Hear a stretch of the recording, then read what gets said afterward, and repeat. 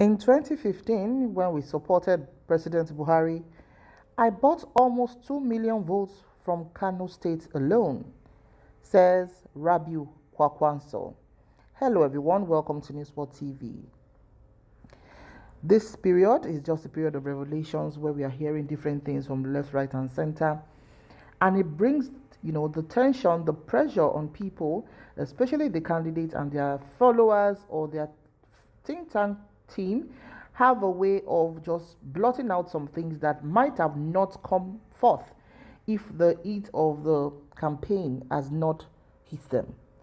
Rabiu Kwankwaso is a former governor of Kano State, and the man that doesn't really talk so much has decided to open his mouth to make a sterling revelation. Let's get into it. A former governor of Kano State and new Nigeria People's Party's presidential candidate, Dr. Rabiu Kwankwaso, in an interview, has revealed that when he was supporting President Muhammadu Buhari in the 2015 election, he bought 2 million votes from Kano State alone. He also laments that apart from bringing votes, his group provided Buhari with the intelligence, the resources necessary to win the election. Speaking during the interview with Tribune newspaper, the presidential candidate said many people have no experience in this game politics and they don't even care to learn. From my own personal experience, those who think if their own becomes the president, they will benefit may be wrong. In 2015, when we supported Buhari, I bought almost 2 million votes from Kano State alone. And what did I get in return? Nothing. This is quite revealing, people. This is quite revealing. Like I said earlier, Rabiu Kwankwaso is not that kind of politician that talks all the time. And when somebody doesn't talk all the time, should we call him an introvert? I'm not sure. But we know he doesn't speak all the time. And he's not one kind of person that is always, in quotes, toxic with his expression. But with these few words, it said during his interview, it has got Nigerians asking questions. Not that we don't know these things happened before. We do know, especially when it comes to vote buying and everything. And one thing you cannot take away from President Muhammadu Buhari was when his time came in 2015, he got a lot of support.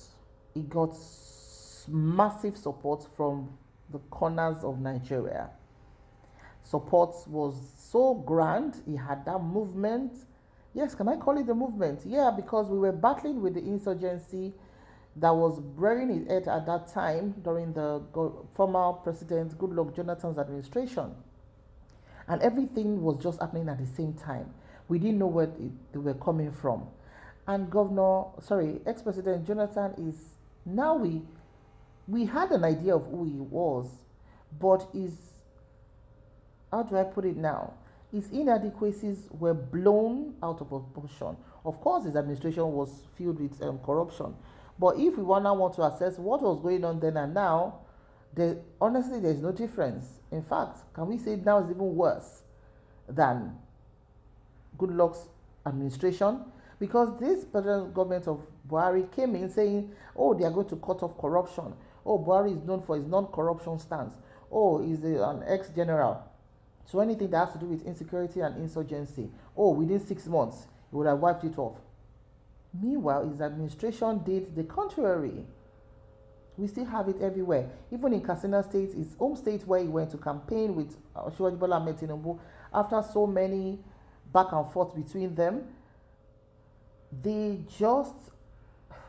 the bandits just actually deleted 71 vigilante groups. People in a group. 71 people who belong to a vigilante group were just cut short like that because of these ugly banditry issues that we continually battle with. And people have been calling out the president, said his visits for campaign still in that place was quite insensitive. That your people, that's your home state, that is where your domiciled, well, is home state, let's use that word, and where he said he was going to retire to after his administration. How could that have happened without any kind of sincere condolence? I think all our politicians are after is just their own pockets, so to speak. There's no point, you know, going back and forth. And you can sense the tone in this revelation by Rabiu Kwankwaso that he is filled with regret.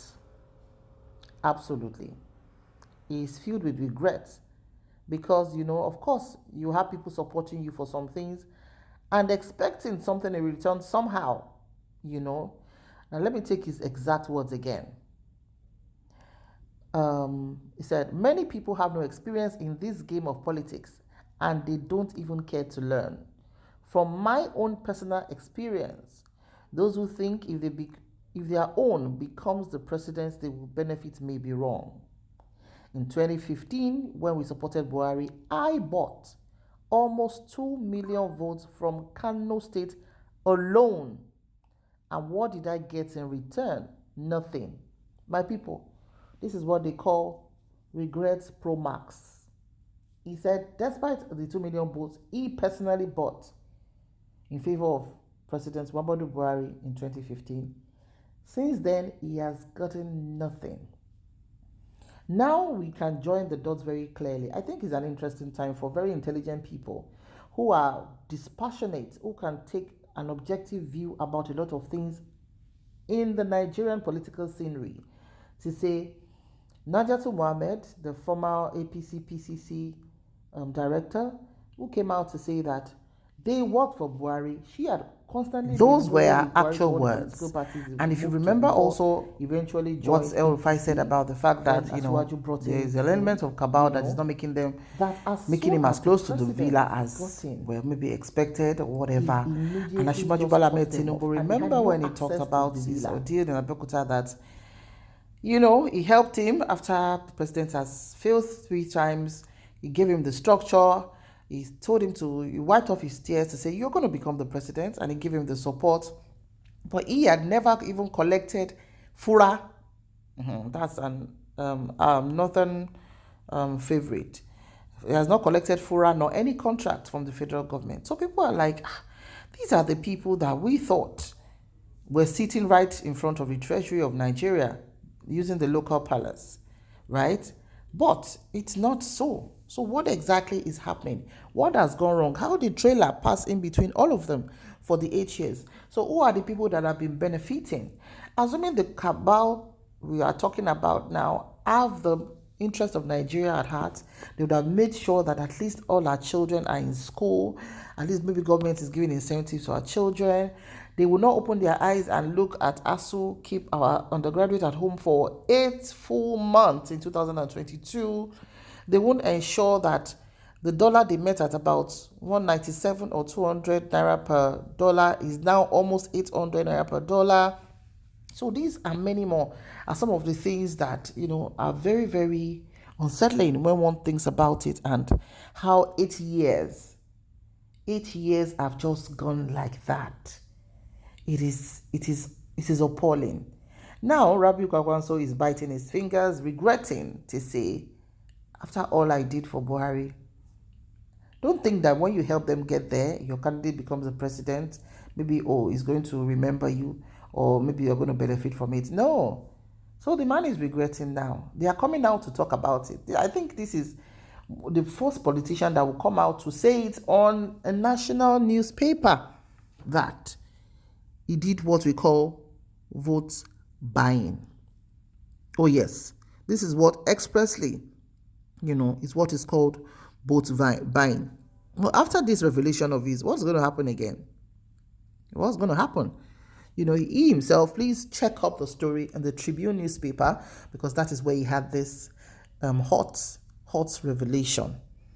So where do we go from here, Nigerians?